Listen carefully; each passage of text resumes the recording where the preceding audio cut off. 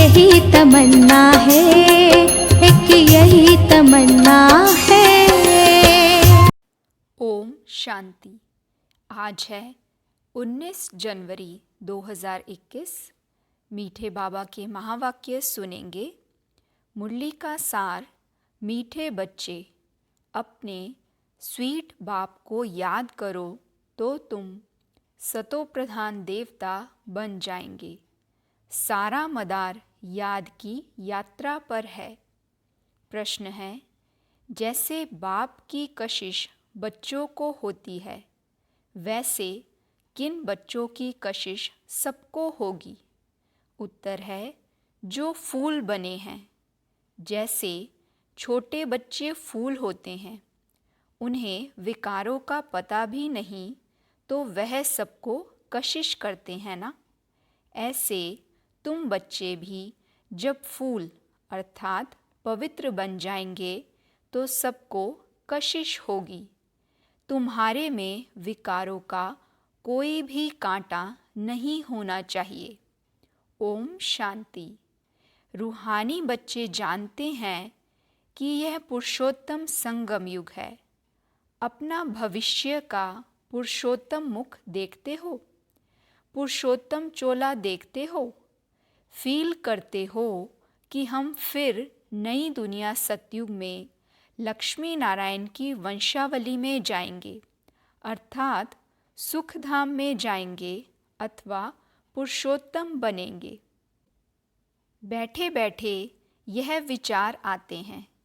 Student जो पढ़ते हैं तो जो दर्जा पढ़ते हैं वह ज़रूर बुद्धि में होगा ना।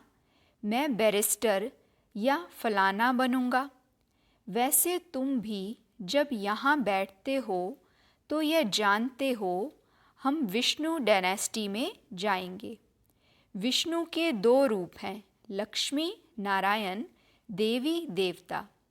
तुम्हारी बुद्धि अभी अलौकिक है और कोई मनुष्य की बुद्धि में यह बातें रमण नहीं करती होंगी।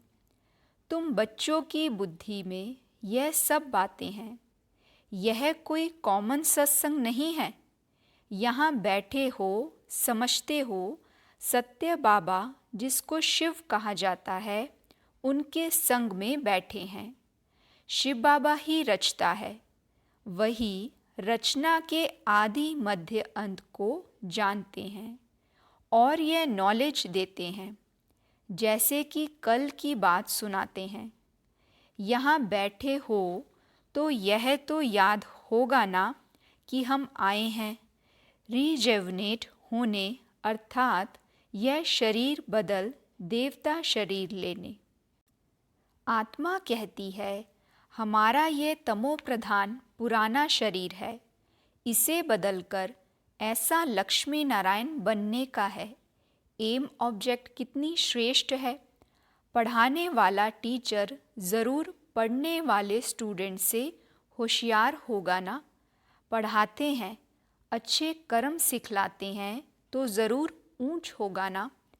तुम जानते हो हमको सबसे ऊंच ते ऊंच भगवान पढ़ाते हैं। भविष्य में हम सो देवता बनेंगे। हम जो पढ़ते हैं सो भविष्य नई दुनिया के लिए, और कोई को नई दुनिया का पता भी नहीं है। तुम्हारी बुद्धि में अब आता है यह लक्ष्मी नारायण नई दुनिया के मालिक थे, तो ज़रूर फिर रिपीट होगा। तो बाप समझाते हैं, तुमको पढ़ाकर मनुष्य से देवता बनाता हूँ। देवताओं में भी ज़रूर नंबरवार होंगे। दैवी राजधानी होती है ना। तुम्हारा सारा दिन यही ख्यालात चलता होगा कि हम आत्मा हैं। हमारी आत्मा जो बहुत पतित थी, सो अब पावन बनने के लिए पावन बाप को याद करती है। याद का अर्थ भी समझना है। आत्मा याद करती है अपने स्वीट बाप को। बाप खुद कहते हैं, बच्चे मुझे याद करने से तुम सतो प्रधान देवता बन जाएंगे। सारा मदार याद की यात्रा पर है। बाप ज़रूर पूछेंगे ना, बच्चे, कितना समय याद करते हो? याद करने में ही माया की लड़ाई होती है।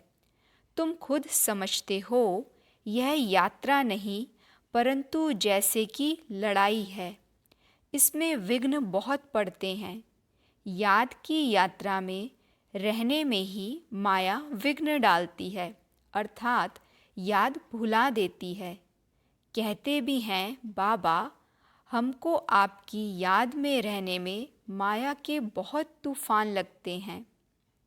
नंबर 1 तूफान है देह अभिमान का, फिर है काम, क्रोध, लोभ, मोह। आज काम का तूफान, कल क्रोध का तूफान, लोभ का तूफान आया। आज हमारी अवस्था अच्छी रही, कोई भी तूफान नहीं आया। याद की यात्रा में सारा दिन रहे, बड़ी खुशी थी। बाबा को बहुत याद किया।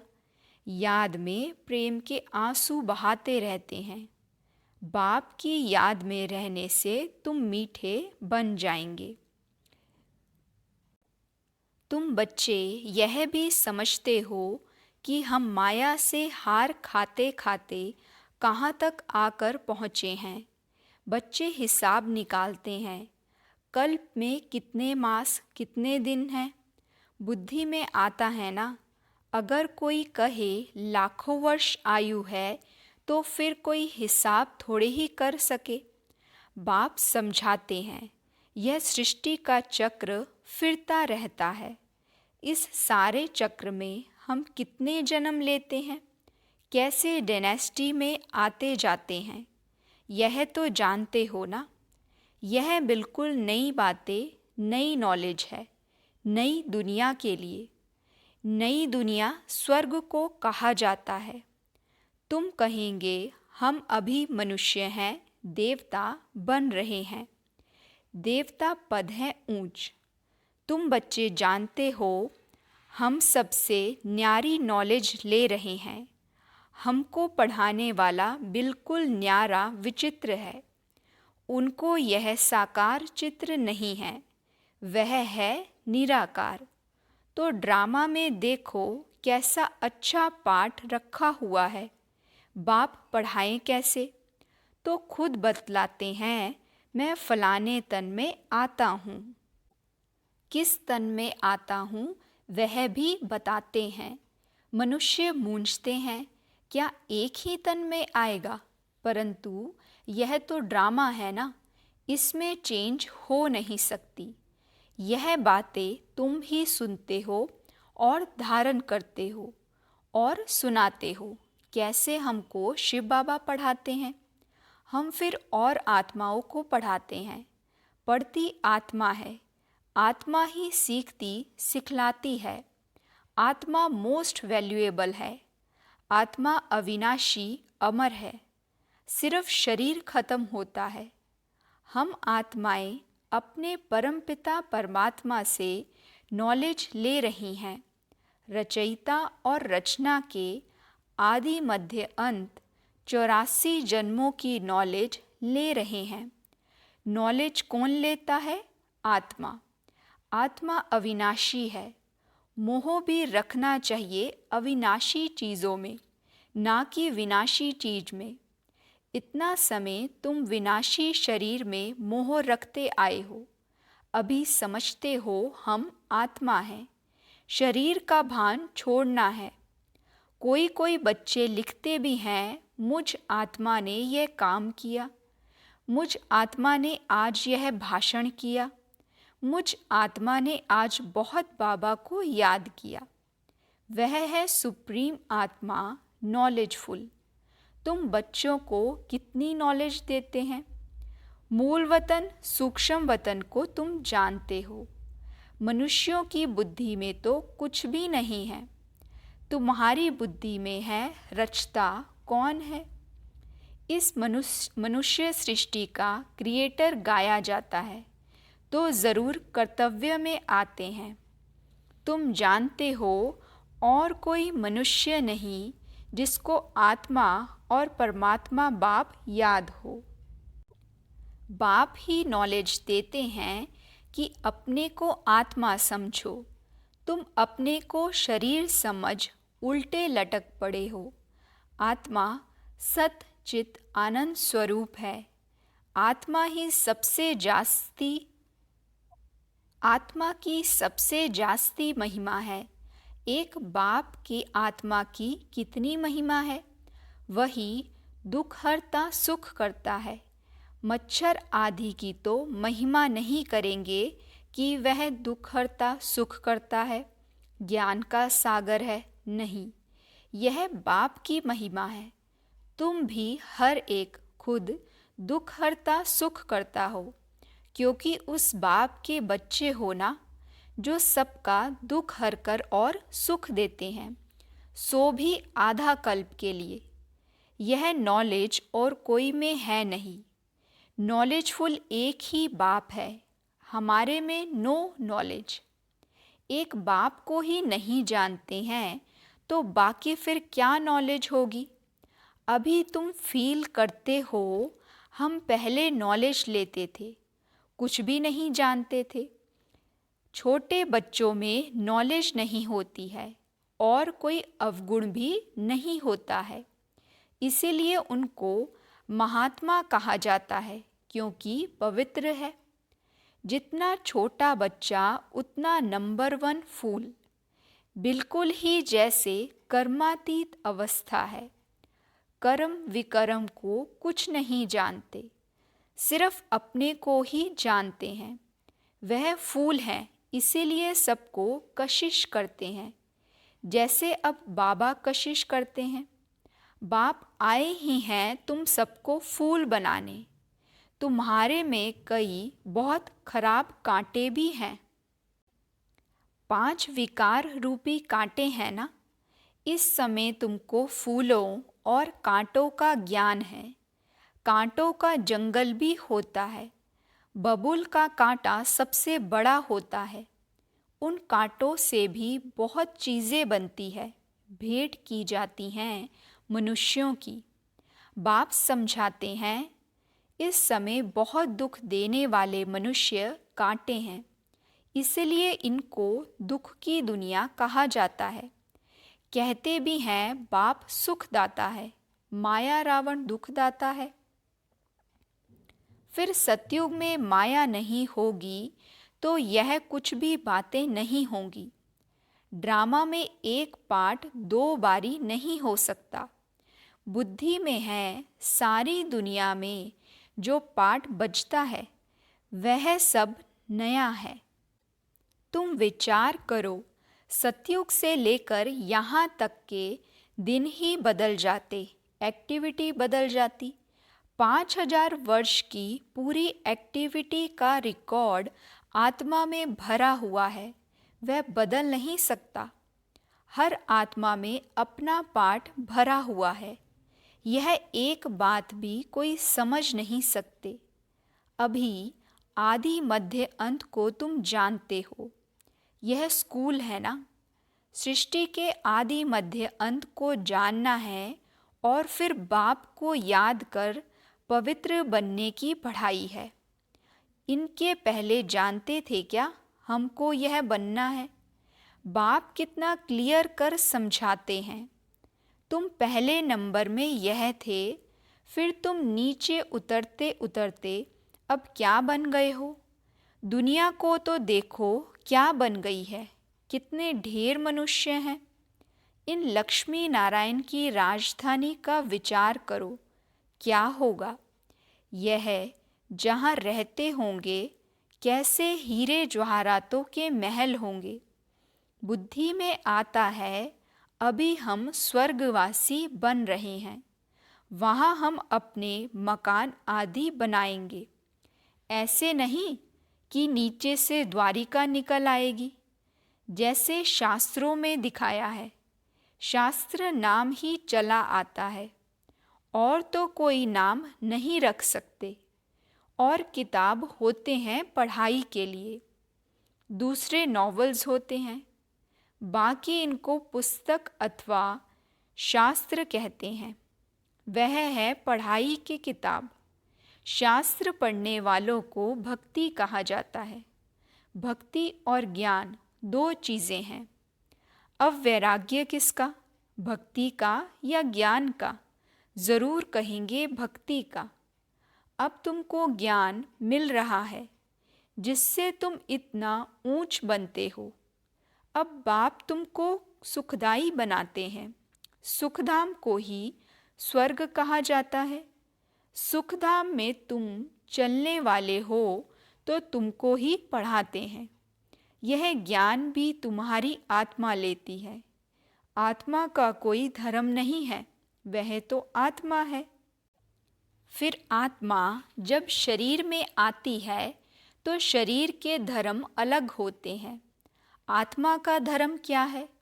एक तो आत्मा बिंदु मिसल है और शांत स्वरूप है। शांति धाम मुक्ति धाम में रहती है।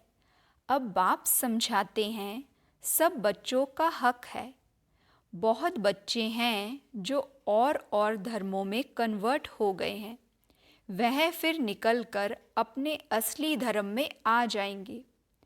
जो देवी देवता धर्म छोड़ दूसरे धर्म में गए हैं, वह सब पत्ते लौटकर आ जाएंगे अपनी जगह पर। इन सब बातों को और कोई समझ नहीं सकेंगे। पहले पहले तो बाप का परिचय देना है, इसमें ही सब मूंझ पड़े हैं। तुम बच्चे जानते हो अभी हमको कौन पढ़ाते हैं? बाप पढ़ाते हैं। कृष्ण तो देहधारी हैं। इनको ब्रह्मा बाबा को दादा कहेंगे। सब भाई भाई हैं ना। फिर है मर्तबे के ऊपर। यह भाई का शरीर है, यह बहन का शरीर है। यह भी अब तुम जानते हो। आत्मा तो एक छोटा सा सितारा है। इतनी सब नॉलेज छोटे सितारे में है। सितारा शरीर के सिवाय बात भी नहीं कर सकता। सितारे को पाठ बजाने के लिए अंग भी चाहिए। सितारों की दुनिया ही अलग है। फिर यहाँ आकर आत्मा शरीर धारण करती है। वह है आत्माओं का घर। आत्मा छोटी बिंदी है, शरीर बड़ी चीज़ है, तो उनको कितना याद करते हैं। अभी तुमको याद करना है एक परमपिता परमात्मा को। यही सत्य है।